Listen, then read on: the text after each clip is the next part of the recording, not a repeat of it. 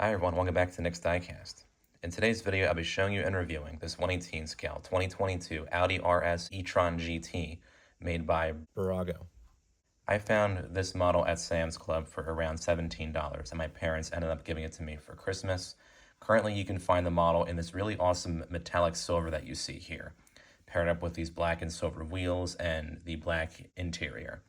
And Bburago also makes the model in kind of an olive green, I want to say, with the same colored wheels and the black interior that you see on the silver version as well. So Bburago just released this particular model in 2023, and I'm sure more colors will be released as time goes on. I think it would be kind of cool to see the model release in either that bright red that the real car comes in or even like a black as well. But for now, you can find it in the green and the silver. And if you don't find this model at a wholesale club such as Sam's Club, Costco, or the BJ's Wholesale Club, you can find it elsewhere online for usually around $40 or so, give or take. And I think in general, Bburago did do a great job with just the overall details and build quality of the model. Although I think there are some areas they could have improved on, but I'll get to that throughout the review here. So the real car was initially launched in late 2020 for the 2021 model year. And the Audi RS e-tron GT and just the regular e-tron does share a platform, or does share the platform, I should say, with the Porsche Taycan, which is another electric four-door sedan that is pretty much the same like side shape as the e-tron and has other, I guess, aspects that are shared throughout both cars. But I think if I were to make a choice between the two cars, I do prefer the Audi RS e-tron, just based off, its overall styling and look and everything. Although the Porsche Taycan does look very cool as well. And the real cars are quite pricey. They start at like around $120,000, I believe. And the RS version of the Audi e-tron does go for a premium over just the regular Audi e-tron, because it is the more, I guess, performance oriented version and like a higher level trim, I guess we should say, as well. But Bburago, I think, did do a good job with this model. But once again, there are some aspects that they could have improved on, which I will show you here. So we'll go ahead and get into the details of the model here. We'll start up here at the front. Bburago, I think, really did a great job with the overall look and shape of the car. It really does look quite like menacing, especially in this color scheme when you have it kind of up on your shelf. And Bburago, I think, really has been doing a great job recently in terms of just the overall looks and shapes of their 118 scale models in general. I want to say in the past like 7 years or so, they really, I think, have jumped in terms of quality and everything. Not so much in terms of how they scale their models. They do have a few models that are still scaled closer to like 1/19th or 1/20th scale. This model here, I believe, is true 1/18 scale. This car is fairly big in real life, and I have put this next to other kind of similar sized sedans in my 1/18 scale collection. And this does seem to hold up in terms of size. So Bburago, I think, did actually scale this particular model correctly. In the front here, Bburago did a great job with these headlights. As you see here, there are no pegs to be seen, and all the bulbs are nicely molded in place as well. And the headlight lenses are nice and flush with the body. There's no like big gaps or anything. Occasionally you will see that on budget grade models, kind of these gaps between like the lenses of the lights and the metal bodywork. But Bburago has improved, I think, vastly on that aspect of their models. The headlights on here look very well done. On the rest of the front end, the front grille, if you can even call it a grille, electric cars don't really have grills, but the front end of this model is done in kind of 2 or 3 separately cast plastic pieces. You have kind of the gloss black surround or trim, I guess we'll call it, kind of underneath the headlights, and that kind of expands down to the lower portion of the front end here. That's done in kind of a more glossy black finish of plastic, and you do see that on the real car as well. And the center portion here, although it is done in plastic, the paint actually matches quite well, I think, with the metal portions. You can kind of see it in this lighting here that they do a really good job with the metallic silver finish on here. When you look at kind of the metal hood and the rest of the front end, this is plastic, this is metal, and the paint does match up quite well. I think the paint does look better on here than the green version, although the green version does look quite cool. And there's the badge that you see here in the center. These circles are actually done in black as opposed to the standard chrome. I think it really does look good. And they do put on a license plate as well. I kind of briefly mentioned the paint quality, but Bburago, in terms of the paint quality of the model, I think did an incredible job. The metallic silver is fantastic on the model, and the paint finish itself is very well done. There is no like rough, regions to speak of, and the metallic finish looks great. And again, there are some plastic components on the model that are painted to kind of match up with the metal, and Bburago, I think, did a great job with that as well. Taking a look at the roof, you will see that Bburago did put in the full sunroof that you would see on the real car. It does look quite well done. You have a separately cast piece for the center portion, and then you have the separately cast windshield and rear window as well. The glass is slightly tinted for these components, for the back windows, the sunroof, and the rear window, and then you have kind of a lesser level of tint for the windshield, which I believe is accurate to the real car. Just be careful because this may scratch, like if you handle it too much. So I would clean it with like a microfiber cloth just so you can, I guess, like minimize the appearance of, very fine scratches that would come up on the plastic, on the clear plastic components as time goes on. Taking a look at the side, Bburago, I think, really did an awesome job with these wheels. This is actually my favorite wheel choice for the Audi RS E Tron in real life. Just the shape of the wheels and everything just really stands out. And I think the black and silver pairs up extremely well with the black and silver car. And I say black and silver because you have the black side mirrors and the black portion of the front end as well. But again, Bburago did a great job with these wheels. And the discs do move through the brake calipers, which is very cool to see. And the calipers are done in red as well. The Audi inscription is on there, I think. It's just very hard to see. Oh no, that says something else. I can't really read it. But the Audi badge is stamped on the centers of each of the wheels. And they do look quite well done in that sense as well. And the car does roll nice and smoothly too, which is a nice bonus. You do have steering, although Bburago has always had this issue with steering where you turn the wheels and they just kind of go back into place. Like, it's almost useless that they put in steering at this point. But you can see it working here a little bit. Again, not so great in terms of steering quality. And there is no suspension. Bburago has not done suspension on their 1/18 scale models, I don't think, to date. So Maisto, because Bburago and Maisto are actually under the same company umbrella, Maisto, I think, does a far better job with the steering and suspension of their models. Bburago, not so much, but Bburago does have the spinning brake discs and everything. And the overall, I think, fine detailing of Bburago's wheels on their models, I think, does surpass that of a Maisto. You can certainly see that on this model here. And you do actually have two different paint finishes for the wheels as well. Again, the wheels look incredible on the model. Nice sturdy side mirrors as well. They kind of have a slightly rough, like, carbon fiber texture to them. And Bburago, I think, did a good job with the overall look and shape of those and the build quality. In the back here, you have that famous taillight bar, which is done in separately cast red plastic pieces, and it looks very well done. No pegs to be seen in any of these lights back here, just like the headlights, which is very cool to see. And Bburago does do a great job with embossing the different badges back here. You have the Audi badge here, and then the RS, and then the E Tron GT on the rear trunk lid.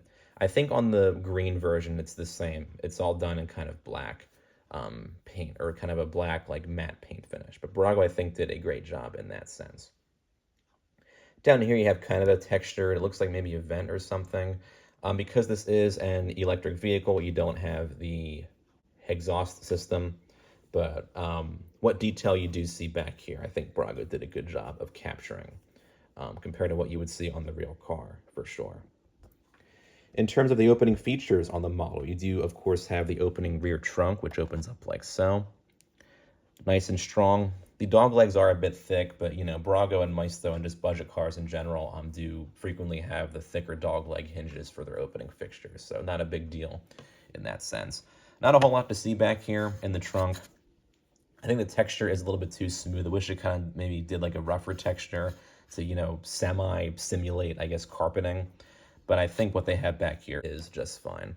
And the trunk, I think, should go back a slight bit further because you can see the back seat kind of ends just past the rear window. But Bburago kind of has the trunk stop right here, but they do have to accommodate these hinges, so not a big deal, but really not a whole lot to see in there aside from that. They do put in some shaping on the sides of the trunk piece, but I think you would see that on the real car. But yeah, not really too much to speak of aside from that. Okay. Go ahead and close that up. And you also have the opening front trunk as well. There we go. Not a whole lot to see in this portion either. It is the right, size, shape, and proportion that you would see on the real car. Kind of a smooth texture, just like in the rear portion. It's a slight bit loose, but you're going to kind of see that on some of these models. That's just a minor, factory defect.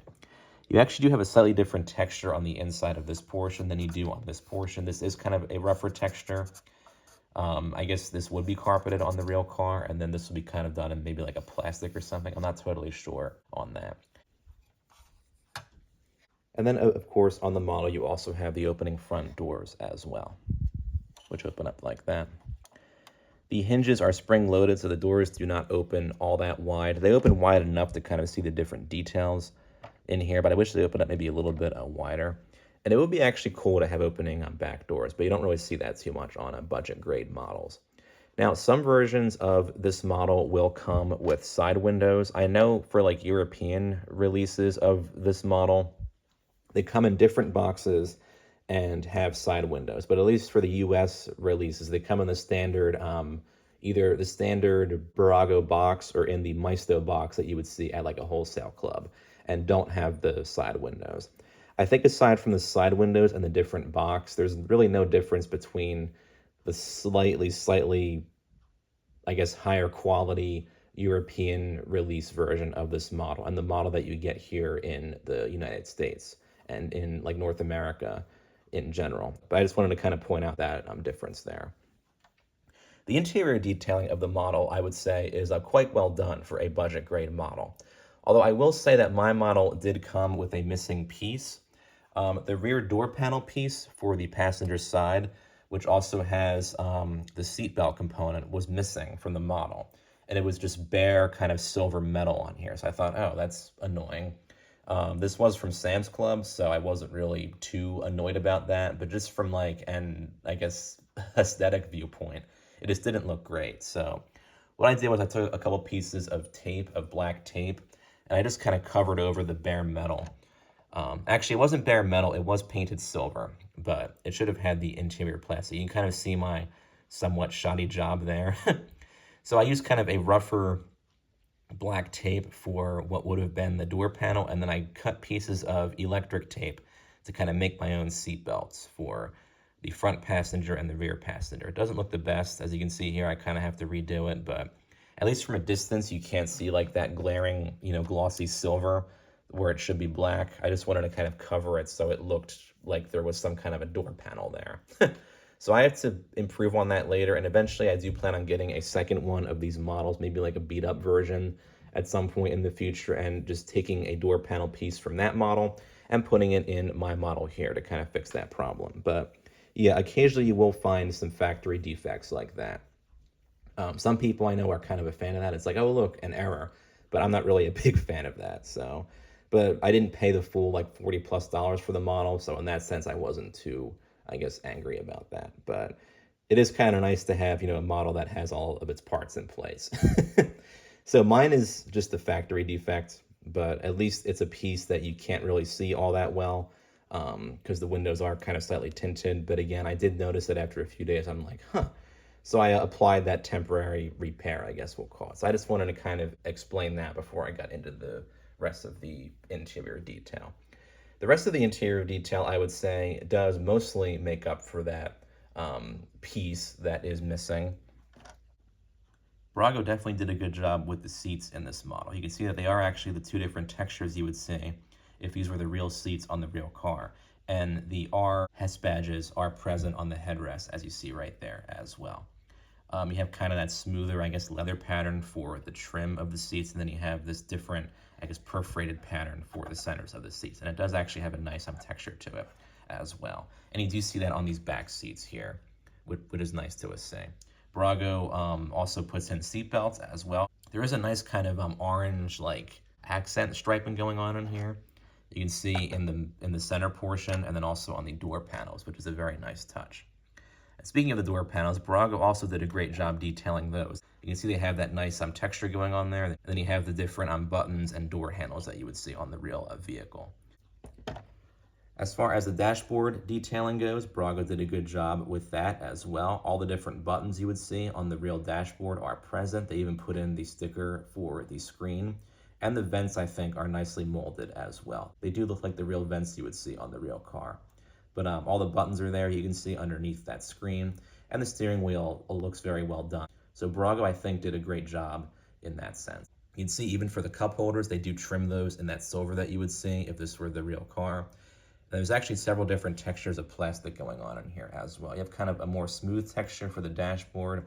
You have the two textures for the seats, and you have kind of a different texture for the flooring and for the door panels. So that's nice to see that they are paying attention to those, I guess, smaller details on these models for sure.